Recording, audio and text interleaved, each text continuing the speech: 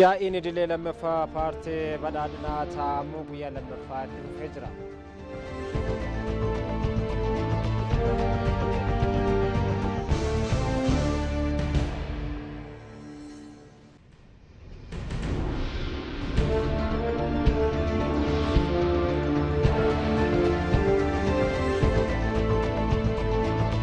Itoophiyaa fi hariiroon Kuubaa waliin qabdu cimsuun itti fufti jedhan mana maree bakka bu'oota uummataatti qindeessaan koree dhaabbii hariiroo alaa fi dhimma nageenyaa Dr. Diimaa Naga'oo.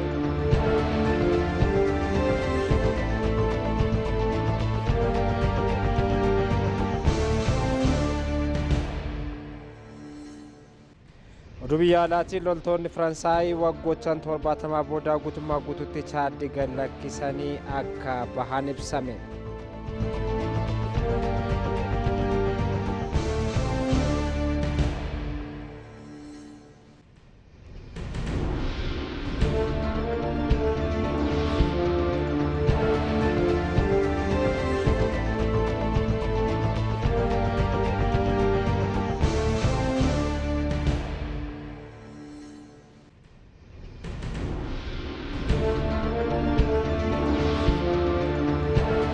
Jirtu kabajamtoota daawwattoota keenya oduu yeroo kanaaf qabanneen sinitti hima Mangistuu Akkumaati. Rakkoo paartii fi siyaasaa waggoota dheeraadhaaf Itoophiyaan yaadama siyaasaa biyya ceesisuu ga'umsaan hoogganuu dhabuudha jedhan Ministeerri Muummee Dr. Abiy Ahmed. Paartiin badhaadhinaa yaadama siyaasaa biyya ceesisan maddisiisuu fi ga'umsa hooggansaatiin milkaa'ina galmeessaa jiraachuu simanii jiru. Taammanaa Girmaa. Gahumsi paartii siyaasaa yaadama siyaasaa biyya ceesisuu maddisiisuu fi gahumsaan hoogganuu ta'uu Ministeerri Muummee Abiy Ahmed dubbataniiru. Rakkoon waggoota dheeraa paartii fi siyaasaa Itoophiyaa yaadama siyaasaa biyya tarkaanfachiisu maddisiisuu fi gahumsaan hoogganuu dadhabuu ta'uu kan himan Abiy Ahmed paartiin badhaadhinaa seenaa Itoophiyaa keessatti paartii yaadama siyaasaa mandhalee maddisiisuun bu'uura kaa'e ta'uu dubbataniiru. Biltsiginaa paartii በኢትዮጵያ ፓርቲን badhaadhina seenaa paartii siyaasaa Itoophiyaa keessatti yaadama mandhalee bocee kan dhufedha. የሆነ እሳቤ ነድፎ የመጣ ፓርቲ ነው። Yaadolee filmaataa dhiyeessuu dadhabuun hanqina paartii siyaasaa biyyattii ta'uu eeruun wayita paartiin badhaadhinaa rakkoo siyaasaa Itoophiyaa hiikuuf yaadama ida'amuu jedhu hojiirra oolchuutti yaadicha amananii fudhachuun rakkoo akka tures dubbataniiru. ብልጽግና ለኢትዮጵያ ፍቱን መድኃኒት መደመር ነው። ፓርቲን badhaadhinaa ida'amuun rakkoo Itoophiyaatiif furmaata jedhee yoo dhiyaatu waggoottan ja'an darbanis ta'ee ammaan kana kan himatu malee yaada filatamaa qaamni qabatee dhiyaatee hin jiru.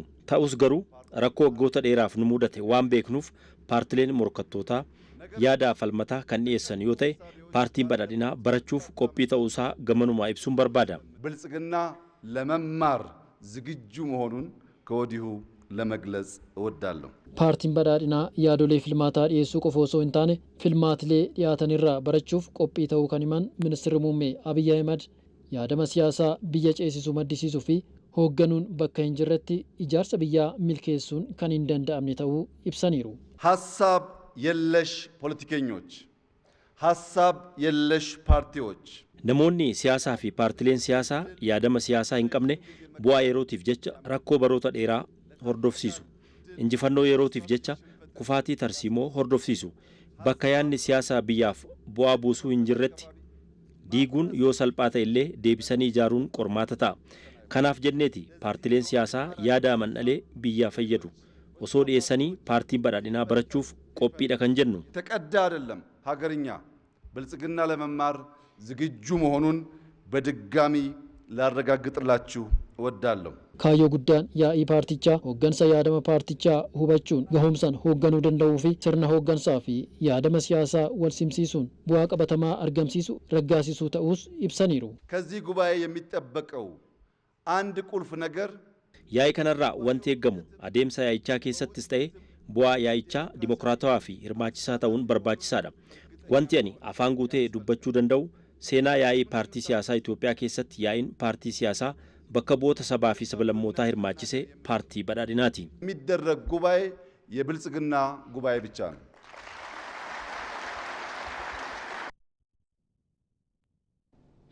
Miseensonni paartii badhaadhinaa waca siyaasaa amma deemaa jiru dhiisanii egeree gaarii paartichaa dhufaa jiru hubachuu qabu jedha ministeerri muummee Dr. Abiy Ahmed. Paartichi dirree siyaasaa bal'isuudhaan warreen afaan qawweetiin socho'aa turanii fi sirreeffamtoota mana ergan waan gadhiisee fi turee fi boqonnaa jalqabaa irratti rakkoowwan keessummeessaa tureera kan jedhan ministeerri muummee Abiy Ahmed amma garuu paartichi waamicha araaraa taasisaa kan jiru ta'uu himanii jiru. Ababaayyoo Kafanii dabalataa qindeesseera. Ministeerri muummee Dr. Abiy Ahmed miseensonni paartichaa waca siyaasaa marataa deemaa jiru dhiisanii garee paartichaa dhufaa jiru hubachuu qaban hubachiisan. Hojiin hojjetaa jirru egeree gaarii ijoollee keenyaaf uumuu fi kan jedhan ministeerri muummee kana ammoo dhaloonni galeeraafis jedhan warreen hin galiniif warra siyaasa durii keessa boorcaa jiranii fi ammas boorcaa jiraniiti kan jedhan ministeerri muummee miseensonni paartichaa warreen siyaasa durii keessa jiranii fi ammas boorcaa jiranii kana hin dhagayinaa jedhan. የብልጽግና ፓርቲ አባላት አሁን ያለውን የፖለቲካ ጩኸት እንዳትመለከቱ ከፊታችን አስደማሚ ዘመን ነው ያለው። እያደጉ ያሉ ልጆች ብልጽግና ምን አይነት መሰረት እየጣለ እንዳለ ያውቃሉ። የኛ miseensonni paartii baay'inaa haala ammaa hin ilaalina. Fuuldura keenya bara ajaa'ibaatu jira. Ijoollee guddachaa jiran bu'uura nuti kaa'aa jirru hubataniiru. Hiree keenya kan murteessu ijoollee keenya. Abbootiin keenya siyaasni hin galleef yaadama biyyaaf hin maddisiisne yaadama biyya alaarraa dhaalaniin wal nyaachuun wal ajjeesaa turan. Ammas isa itti fufsiisuu fedhu. Walitti bu'iinsota Oromiyaa, Amaaraa fi kutaalee biyyattii birootti jiru kan uumaa jiran isaanii. Abbootiin keenya kanneen kaleessas siyaasa borcaarra turaniiru. Har'as isumatti jiru. Dhaloonni kun garuu kan barbaadu misooma fi nageenya akkasumas badhaadhina. Paartiin badhaadhinaa kutannoon misoomaa fi nageenyaaf qabu olaanaa ta'uu kan ibsan ministeerri muummee paartichi ammas harka araaraa diriirsee simachuu kan itti fufuu ta'uu ibsan. ለመላው የኢትዮጵያ ሕዝብ ዛሬም እንደ ትናንቱ ብልጽግና ለሰላም፣ ለልማት፣ ለአንድነት እጁ የተዘረጋ ነው። Guutuu uummata Itoophiyaaf ergaan dabarsu paartiin keenya har'as nageenya borus nageenya fi misoomaaf harkisaa banaadha akkasumas diriiraadha. Walitti bu'iinsi nu gaheera. Yaa qaroomnu yaa mari'annu kilaashii lafa goonee kallattii marii fi akkasumas dimokiraasiin rakkoo jiru waliin haa furru. Waliin yaa hojjannu waliin haa mari'annu. Paartiin keenya haala kanaan hojjechuuf kutannoo guutuu qaba. በሰላም በድርድር በውይይትና በሐሳብ ለሚደረግ የፖለቲካ ትግል ብልጽግና ግማሽ መንገድ የመሄድ ልምምድ ባለፈው አሳይቷል። አሁንም አጠናክሮ ይቀጥላል። ሰላም፣ ልማት Paartichi dirree siyaasaa bal'isuuf murtee fudhateen qaamolee siyaasaa filmaata afaan qawwee filatanii fi sirreeffamtoota mana amala sirreessaa turanii mara hunda isaanii haaluma tokkotti gadi dhiisuu isaatiin boqonnaa jalqabaa irratti garmalee itti rakkachaa tureera kan jedhan ministeerri muummee amma garuu humna waraanaan rakkoolee jiranii kanneen hunda laamsheessee bira darbuu osoo danda'u waamicha araaraa kan taasisaafii jira jedhan. Fuuldura keenyas qormaan ni jiraata garuu ammoo uummata keenya qabannee injifannoon baadhina mirkaneessina jedhan. ብልጽግና በመጀመሪያው የመነሳት ምዕራፍ በገፍ ስላስገባ፣ በገፍ ስለፈታ፣ በገፍ ስላቀፈ ብዙ ፈተና ገጥመውት ነበር።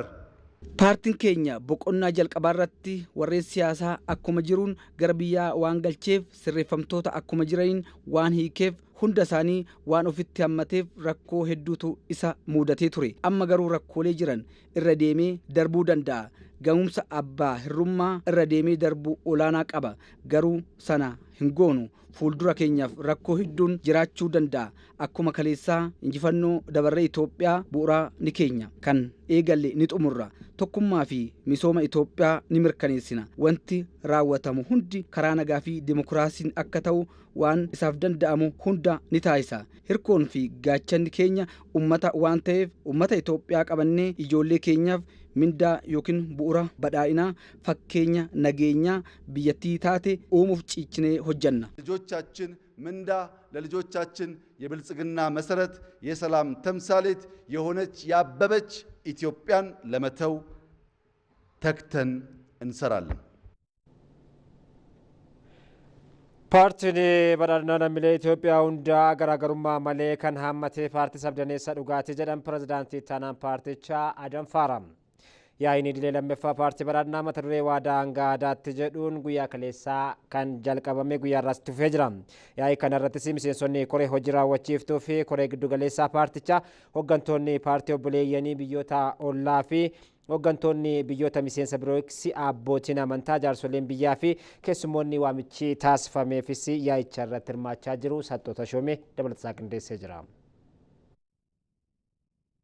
Paartiin badhaadhinaa yaa'ii isaa lammaffaa taa'uu eegaleera.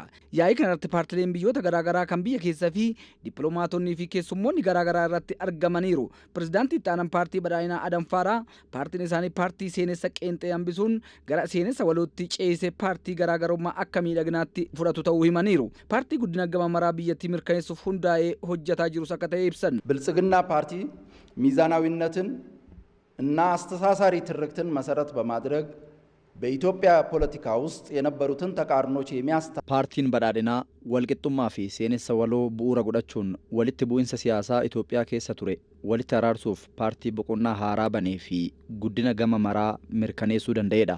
Badhaadhinni fayyadamummaa fi hirmaachisummaa gama haqa qabeessaa fi itti fufiinsa qabuu fi aadaa demokraasii gaarii fi obbolummaan murteessaa ta'uu paartii amanee hojjechaa jirudha. Jechaa gara gochaatti jijjiiruun qormaata nu mudate uummata hirmaachisuun gahumsaan idaarraa gara mindaatti ce'uuf ciminaan paartii hojjechaa jirudha.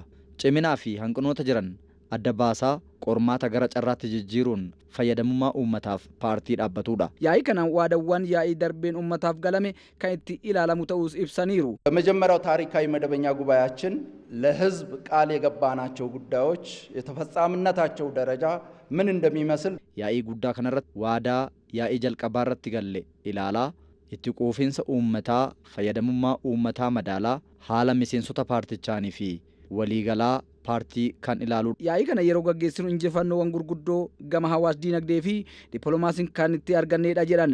Hidha haaromsaa xumursiisuu qamadii alaa galaa ture gara biyya alaatti kan itti erguun eegalameedhas jedhan. በስንዴ ምርት ራሳችንን ከመቻል አልፈን ኤክስፖርት ያደረግንበት በአረንጓዴ አሻራ ግንባር ቀደም ሆነን ክብር የተጎናጸፍንበት ምርትና ምርታማነትን በከፍተኛ ደረጃ ያሳደግን yaada bira darbuun qamadii haalaan oomishuun qamadii alaa galchuu hambisuun gara alaatti erguu dandeenyeerra.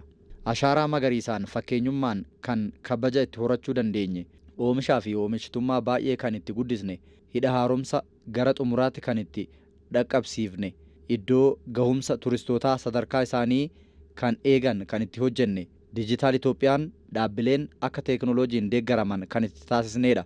Magaalonni akka ammayyaawwan kan itti eegalleedha. Qormaatileen akka siyaasa duubatti hafoo rakkoon nageenya fi kanneen biroo akka isaan qoraa turan kan himan Adam Faaraa qormaatilee kanneen kan itti hambisanii fi murtoowwan gurguddoon yaa'ii itti darbu ta'us ibsaniiru.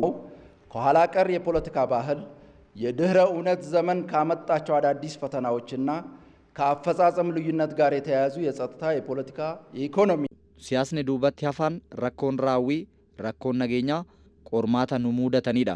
Kanaafuu qormaata nu mudatan keessa bahuun injifannoo arganne itti fufsiisuuf dhimmoota keessoo paartii cimsan leenjiiwwanii fi mariiwwan gurguddaa adeemsifneerra. Paartii keenya gama caasaa fi faayinaansiin cimsuuf hojii gurguddaa hojjenneerra.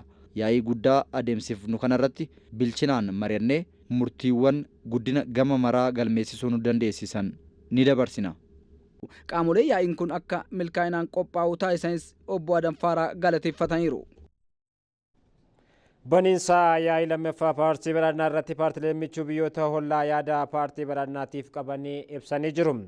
Barreessaa olaanaan paartii People's Rally for Progress Jibuuti Eliyaas Muusaa Dawwaalee paartiin isaanii paartii badhaadhinaa waliin tumsaan kan hojjetu ta'a jedhan. Let us therefore harness our shared wisdom and tradition to build lasting peace and unity from within. Ethiopia's stability matters to us all.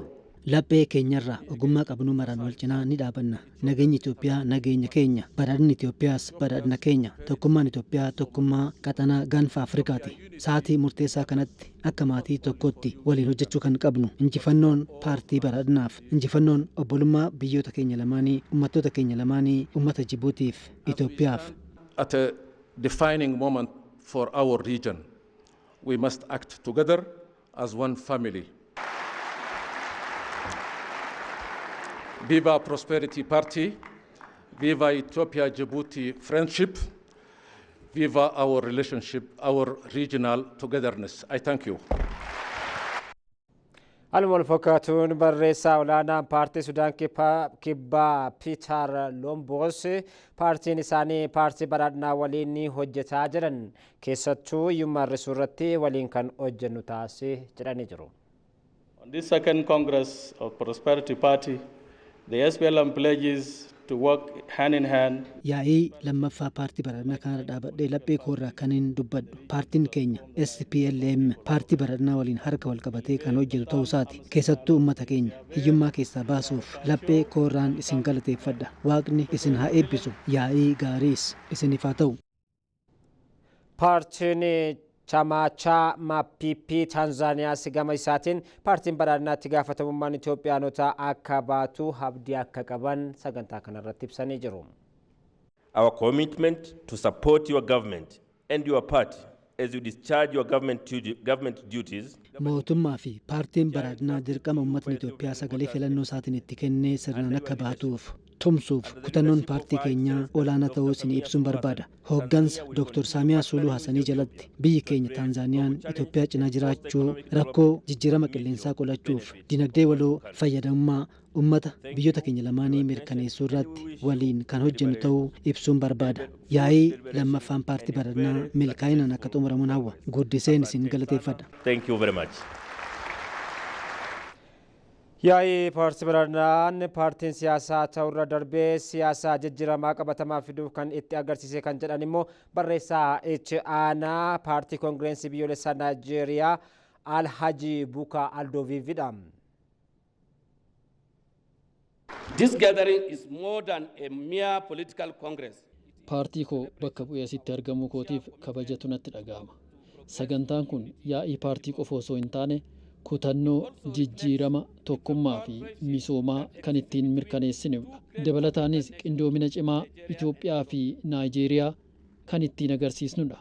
Two great African nations, Nigeria and Ethiopia. Itoophiyaa fi Naayijeeriyaanis gama dippiloomaasii daldalaa fi aadaa wal kabajuu baroota dheeraatiif qaban kan akka cimsanis eeranii jiru. Nigeria and Ethiopia. Itoophiyaa fi Naayijeeriyaan biyyoota hariiroo cimaa baroota dheeraa waliin qabanidha. Hariiroon kunis hariiroo dippiloomaasii daldalaa fi waljijjiirraa aadaa wal kabajuu irratti hundaa'edha. Trade and cultural exchange.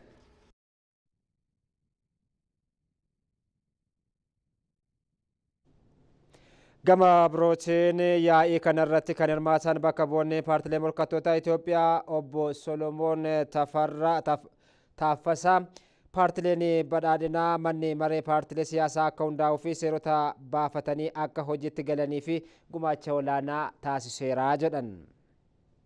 ገዢው ፓርቲ ብልጽግና ከምክር ቤቱ አባልነት ሚናው ባሻገር adeemsa kana keessatti paartiin biyya bulchaa jiru paartiin badhaadhinaa miseensummaan dabalata haala mijataa uumuu qaamolee dhimmi ilaallatu qaamolee kanneen akka mootummaa fi miti mootummaa qindeessuun akka haala biyyaa akka mari'annu Dr. Abiy Ahmad Adam Faraa faa waliin marii adda addaa adeemsifneerra. Hooggantoota paartilee siyaasaa naannoo fi pirezidaantota naannolee waliin wal arguun akka nageenyi itti fufiinsa qabu jiraatu rakkoolee mudate furuu fi paartileen siyaasaa akka cimaniif ጉማቸ ፓርቲን በላይና ታይሴፍ ንገረቴፈና በጋራ ምክር ቤታችን ስም ምስጋና አቀርባለሁ። ማኒ መሬ ፓርቲሌ ሲያሳ ፓርቲሌ ሞርካቶታሲ መሪ ቢያለሳ ከሚልካው ፊ ኮሚሽኒ መሪ ቢያለሳ ወሊን ተውዳኒ ሆጅታ ቱሩ ከንዱበተን በከቧን ፓርቲሌ ሞርካቶታ ኢትዮጵያ ኦቦ ሰለሞን ተረፋ ገመ ከናንሲ ጨራን በላን ኡመሜራ ጀደን በአካታች ሀገራዊ ምክክር ሂደት ላይ marii biyyaalessaa hunda hammataa irratti koomishiniin marii biyyoolessaa waliin manni maree paartilee morkattootaa gumaacha irraa eegamu baachaa jira kan itti fufuus ta'a. Fuulduratti hojiin eegalame akka milkaa'uuf gargaarsa barbaachisu manni maree keenya kan taasisu ta'a. Fuuldurattis wal kabajuu fi wal jaalachuun faayidaa biyyattii irratti waliin kan hojjennu ta'a. Akkasumas siyaasa ammayyaawaan akka baratamuuf hojii adda addaa ni hojjenna. ዝግጁ መሆናችንን በዚሁ አጋጣሚ እያረጋገጥን kabajamtoota daawwattoota keenyaa kan daawwachaa jirtan oduu TV afaan Oromoo irraa isinii darbaa jirudha. Gara oduuwwan yaa'ii paartii badhaadhinaa irraa addateetti yeroo dabarrummoo Itoophiyaa fi hariiroo Kuubaa waliin qabdu cimsuuf itti fufaa jedhan mana maree bakka bu'oota uummataatti qindeessaan koree dhaabbii hariiroo alaa dhimma nageenya Dr. Diimaa Naga'oo. Dr. Diimaa Naga'oo jila paarlaamaa Kuubaa simatanii waliin mari'atanii jiru. Marii isaaniinis hariiroo uummataa paarlaamaa Kuubaa fi Itoophiyaa caalmaatti cimsuudhaaf kan hojjetamu akka ta'e seeranii jiru. Itoophiyaan paarlaamaa Kuubaa paarlaamaa biyyoota biroo waliin hariiroo qabaattu cimsituuf tattaaffii taasisaa jirtu akka deeggiranis eeranii jiru. Biyyoonni lameenis damee fayyaa hawaasummaa fi raayyaa ittisaa irratti tumsaa fi hariiroo dheeraa akka qabanis yaadachiisanii jiru. Kuubaanis hoggeessota damee fayyaa hedduu Itoophiyaatti leenjisuudhaaf tumsa ishee qabdu agarsiisaa kan jedhamee jira. Itti gaafatamummaa jila paarlaamaa Kuubaa Yuudi Marsesi Roodrigeeziin Kuubaan tumsaa yeroo dheeraa Itoophiyaa waliin qabdu cimsitee akka itti fuftu ibsanii jiru. Odeeffannoo mana maree bakka bu'oota uummataa irraa argame akka mul'isuttis biyyoonni lamaan hariiroo bara dheeraa qaban cimsuun itti fufuu fi fedhii akka qabanis ibsamee jira.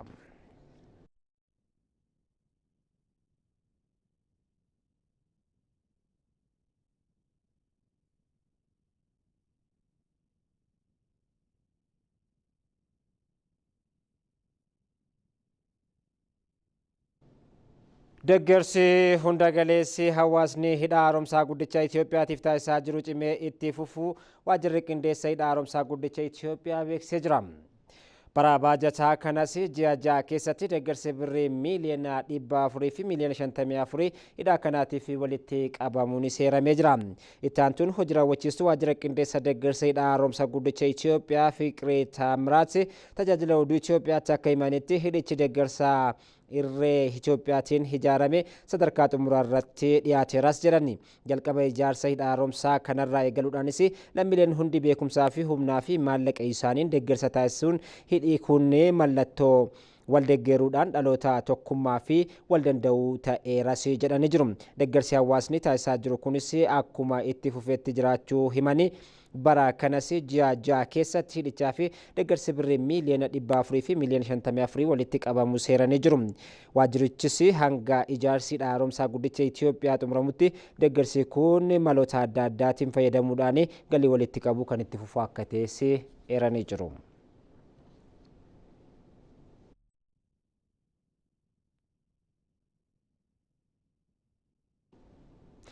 Agarsiisni fi simpooziyemiin biyyaalessaa waldaalee hojii gamtaa 350 irratti hirmaatan amajjii 28 hanga guraandhala 3 turuu magaalaa Finfinneetti kan banamu ta'uu koomishiniin hojii gamtaa Itoophiyaa fi magaalaa Finfinnee beeksisee jira. Ibsa waloo kana kan kennan koomishiniin waldaa hojii gamtaa Itoophiyaa fi magaalaa Finfinnee agarsiisaa fi simpooziyemii kanarratti bittaa fi gurgurtaan birrii miiliyoona 50 waliin raawwatamas jedhee jira. Kunis gabaa tasgabbeessuu keessatti gahee olaanaa akka taphatu kan ibsame yoo ta'u dhaabbileen mootummaa fi miti mootummaa 100 ol agarsiisa kanarratti akka hirmaatanis ibsamee jira. Agarsiisni kunis kan waldaalee hojii gamtaa muuxannoo itti wal jijjiiranii fi bittaa fi gurgurtaan kan itti raawwatamu karaa dijitaalaatiin akka ta'es hooggantoonni kunneen ibsa kanaan eeranii jiru.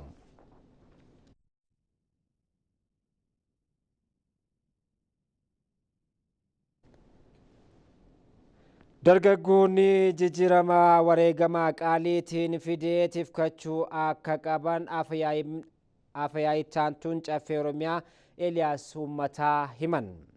Mariin dargaggoota godina Harargee lixaa hirmaachisee magaalaa Cirootti adeemsifamee jira. Abaayyoo Kafanii gabaasa waajjira dhimmoota kominikeeshinii godinichaa qindeessee jira.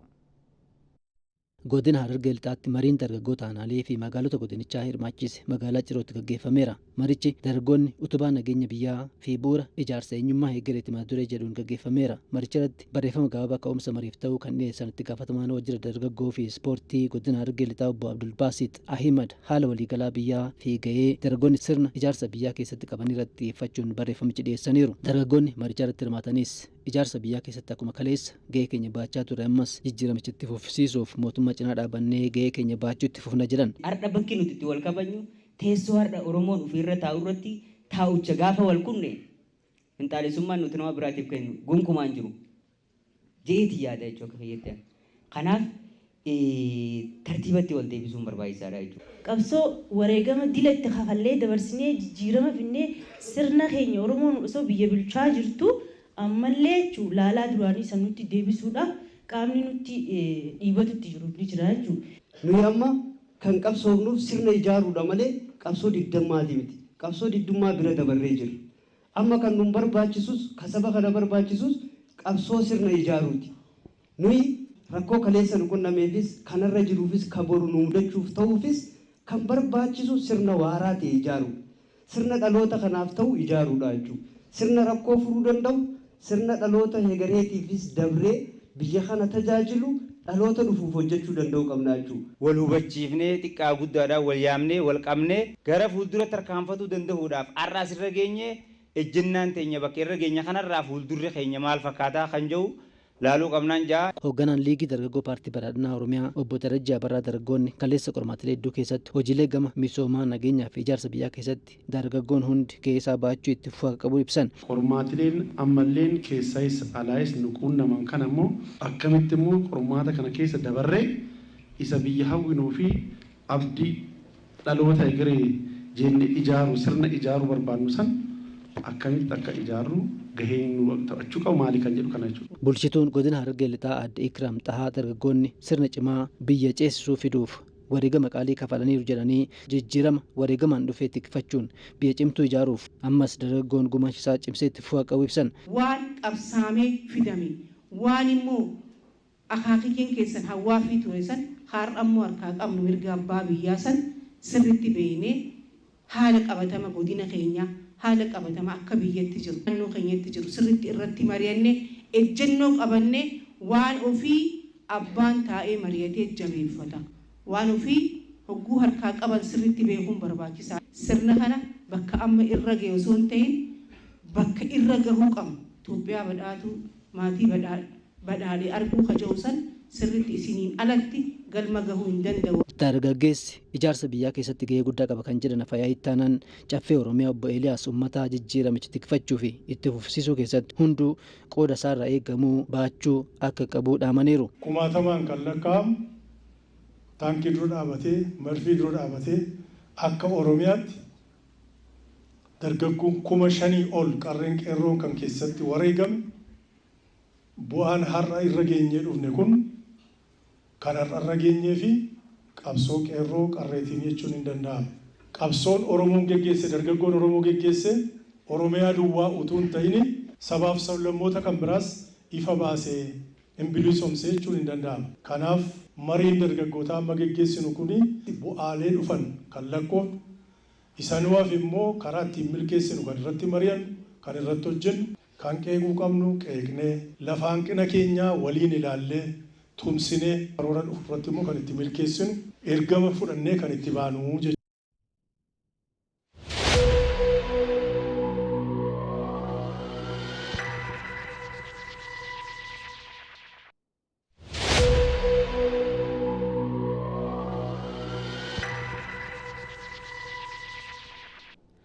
Gara odeeffannoowwan maddeen alaarraa arganneetti yeroo dabarru immoo loltoonni Faransaay waggoottan 70 booda guutummaa guutuutti Chaad gadhiisanii akka ba'an ibsame. Loltoonni Faransaay jimaata kaleessaa kaampii Chaad keessa turan alaabaa isaanii gadi buusuun waggoota 70 booda bahuun kan ibsame yoo ta'u kunis waraanni Faransaay biyyoota giddugaleessa Afrikaa keessaa guutummaa guutuutti ba'anii xumuramuu kan agarsiisu ta'uun himamee jira. Biyyi Chaad bara 1960 Firaans irraa bilisummaa ishee labsattus waraanni Faransaay Chaad keessa mandheeffatee turuu waraanicha Chaad leenjisuu fi akka ta'es ibsameera. Waraanni Firaans Chaad keessaa bahuun kun harka waraanaa Firaans Afrikaa dhiyaa keessa jiru xumura akka itti godhuu gabaafamee jira. Biyyi Faransaay dhumarratti buufata waraanaa ishee Chaad keessaa qabdu cufuun waraana ishee waggoottan 60 ture xumuruu kan itti godhu ta'uunis ibsamee jira. Loltoonni Faransaay bara 2022 irraa eegalee Maalii, Burkina Faasoo fi Niijer keessaa bahuun himamee jira. Torbee darbe keessas biyyoonni akka Senegaal, Cote d'Ivoire humnoonni waraanaa Firaans biyya isaanii keessaa akka bahan gaafatanii jiru. Gama birootiinis biyyoonni akka Chaad, Maalii, Burkina Faasoo, Niijer, Raashiyaan waliin hariiroo qaban cimsuu fi waliigaltee waraanaa mallatteessuu Raashiyaan affeeruu fi fedhii qabaachuun ibsamee jira. Reuters irraa odeeffanne.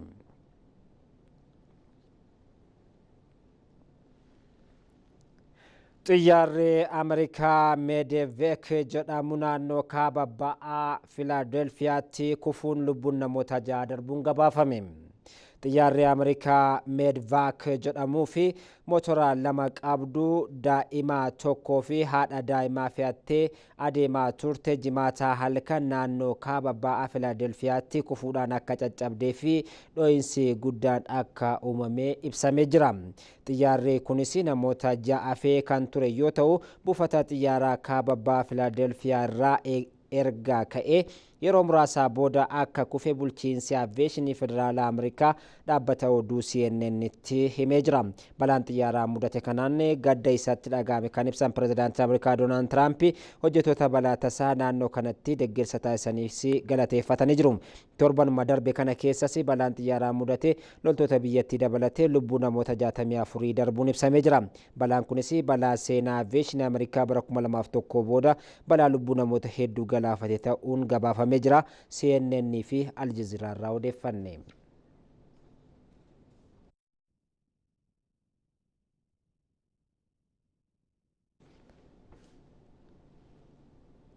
Egaan kabajamtoota daawwattoota keenya oduun yeroo kanaaf qabanne kan magammaatti sin biraan qaqqabsiisne qophiileen keenyaaf itti fufu yeroo gaarii qaba.